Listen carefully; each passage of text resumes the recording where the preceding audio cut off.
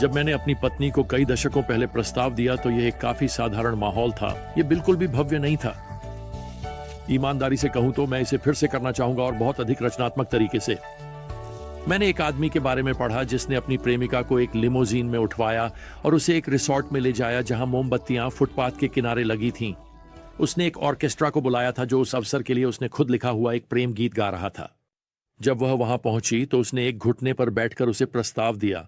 जब उसने हाँ कहा तो वह खड़ा हुआ और अपने मूल प्रेम गीत की अंतिम स्टैंजा गाने लगा, जिसे एक पूर्ण ऑर्केस्ट्रा ने साथ दिया जबकि आसमान में आतिशबाजी फट रही थी। वह आदमी मुझे बीमार कर देता है। काश उसने ना कहा होता। यह तो बस अन्याय है। मैंने एक और आदमी के बारे में पढ़ा जिसने थोड़ा अलग दृष्टिकोण अपनाया। यह उतना रोमांटिक नहीं था। उसने वास्तव में मृत होने का नाटक किया। उसने यह सब अपने दोस्तों के साथ योजना बनाई जो शवगृह में काम करते थे। वह अपनी सबसे अच्छी सूट में पूरी तरह से तैयार होकर ताबूत में लेटा हुआ था। जब उसकी प्रेमिका वहां पहुंची और ताबूत के ऊपर खड़ी होकर रोने लगी तो अचानक उसने उठकर उससे शादी के लिए पूछा। उसने चिल्लाया, फिर कहा हां। खैर, मुझे लगता है कि दोनों को परामर्श की आवश्यकता है, ईमानदारी से। आप जानते हैं, सबसे अद्भुत प्रस्तावों में से एक पुरानी वसीयत की प्रेम कहानी में पाया जाता है, जिसे रुथ की पुस्तक के रूप में जाना जाता है। रुथ प्रस्ताव देती है। अब हमने आखिरी बार रुथ को बोआज के खेतों में फसल बीनते हुए देखा था, लेकिन फसल का मौसम लगभग खत्म हो रहा है। उनकी सभी लंच डेट्स एक साथ खत्म होने वाली हैं। यहां अध्याय 3 और श्लोक 1 में नाओमी रुथ से कहती हैं, मेरी बेटी, क्या मुझे तुम्हारे लिए आराम की तलाश नहीं करनी चाहिए ताकि तुम्हारे लिए सब कुछ ठीक हो सके? तो इसका मतलब है रुथ, हमें तुम्हें और बोआज को एक साथ लाने के लिए कुछ करना होगा। अब अगर कोई संदेह है तो यही नाओमी के मन में है। अगला श्लोक इसे स्पष्ट कर देता है। वह यहां कहती है, क्या बोआज हमारा रिश्तेदार नहीं है? व्यवस्था के अनुसार व्यवस्था विवरण अध्याय 25 में एक हिब्रू विधवा अपने मृत पति के निकटतम रिश्तेदार से शादी के लिए कह सकती है और अपने दिवंगत पति की संपत्ति को पुनः प्राप्त किया। उनका पहला पुत्र बाद में इस संपत्ति को उसके पहले पति के नाम पर विरासत में पाएगा। यह परिवार का नाम जारी रखेगा और यह परिवार की संपत्ति को एक और पीढ़ी के लिए सुरक्षित भी रखेगा। तो रुथ के पास नाओमी के रिश्तेदार बोआज से प्रस्ताव देने का हर कानूनी अधिकार है। उसके पास उसे अपना रिश्तेदार उद्धारक बनने के लिए कहने का पूरा अधिकार है। नाओमी यहां रुथ से श्लोक 2 में कहती हैं, अब उसे यह कैसे पता? खैर, मुझे लगता है कि उसने इसके लिए हफ्तों से योजना बनाई है। फसल की थ्रेसिंग का मौसम कठिन काम था, लेकिन यह खुशी और दावत का समय होने वाला था और यह सब रुथ के लिए शादी का प्रस्ताव देने के लिए एकदम सही माहौल प्रदान करता है। अब यहां श्लोक 3 में नाओमी रुथ से कहती हैं कि वह स्नान करे और खुद को इत्र से महकाए। रुथ के पास स्पष्ट रूप से अपने अतीत से कुछ इत्र था। वरना मैगी कहा करते थे कि यह एक इत्र की बोतल थी जिसे मिडनाइट इन मोआब कहा जाता था। खैर, नाओमी रुथ से कहती हैं कि वह तब तक इंतजार करे जब तक बोआज सोने के लिए नहीं लेट जाते, और फिर वह यहां श्लोक 4 में एक अजीब सा विवरण जोड़ती है। उस जगह पर ध्यान दो जहां वह लेटता है, फिर जाओ और उसके पैरों को खोल दो और लेट जाओ और वह तुम्हें बताएगा कि क्या करना है। अब कुछ लोग कहते हैं कि नाओमी यहां रुथ से कह रही हैं कि वह नीचे जाए और बोआज से यौन संबंध बनाने का प्रस्ताव दे, कि उसके पैरों को खोलना यौन संबंधों के लिए एक उपमा थी। ईमानदारी से कहूं तो वह व्याख्या एक गंदे दिमाग से आती है। हमें पहले से ही पता है कि बोआज एक धार्मिक व्यक्ति हैं। वास्तव में यहां कुछ श्लोकों बाद वह रुथ की नैतिक चरित्र की प्रशंसा करने वाले हैं। उसके पैरों को खोलना शाब्दिक रूप से इसका मतलब है, यहां यह है, इसे लिख लो, इसका मतलब है उसके पैरों को खोलना। क्यों? खैर, यह उसे जगाएगा बिना उसे बाहर खुले में चौंकाए। यही रुथ यहां श्लोक 7 में करती है। बिल्कुल आधी रात के आसपास बोआज जाग जाता है। क्यों? क्योंकि उसके पैर ठंडे हैं। वह आगे झुकता है ताकि उन्हें फिर से ढक सके और उसे अपने पैरों के पास कोई दिखाई देता है। वह यहां श्लोक 9 में कहता है, तुम कौन हो? और उसने जवाब दिया, ये मैं रुथ हूं, आपकी दासी। अपने पंखों को अपनी दासी के ऊपर फैलाओ क्योंकि तुम एक उद्धारक हो। यह पूछने का एक और तरीका है, क्या तुम मुझसे शादी करोगे? वह कहती है, ना बोआज, तुम एक करीबी रिश्तेदार हो, तुम्हारे पास मुझसे शादी करने का कानूनी अधिकार है, तो क्या तुम करोगे?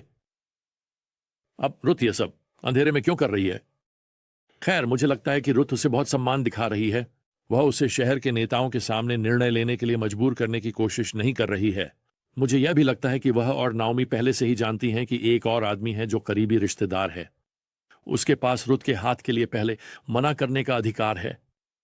तो रुत यहां गुप्त रूप से आकर बस यह बताना चाहती है कि वह बोआज से प्यार करती है। वह चाहती है कि वह उसे उद्धार करे, न कि उस दूसरे व्यक्ति को। अब आप देखेंगे कि रुत उससे यहां अपने पंख फैलाने के लिए कहती है। वह वास्तव में एक शब्द का उपयोग कर रही है जो बोआज ने तब कहा था जब वे पहली बार खेत में मिले थे। अध्याय 2 और पद 12 में उसने उससे कहा, प्रभु तुम्हारे द्वारा किए गए कार्यों का तुम्हें प्रतिफल दे, जिनके पंखों के नीचे तुम शरण लेने आई हो। खैर, अब यहां रुत प्रभावी रूप से बोआज से कहती है कि वह उसके पंख बने। ईश्वर उसका संरक्षण और प्रेम करने के लिए उपयोग करता है। बोआज, तुम खुद प्रार्थना का उत्तर दो। खैर, सवाल यह है कि क्या बोआज के पैर ठंडे रहेंगे? खैर, वह खुद को रोक नहीं पा रहा है।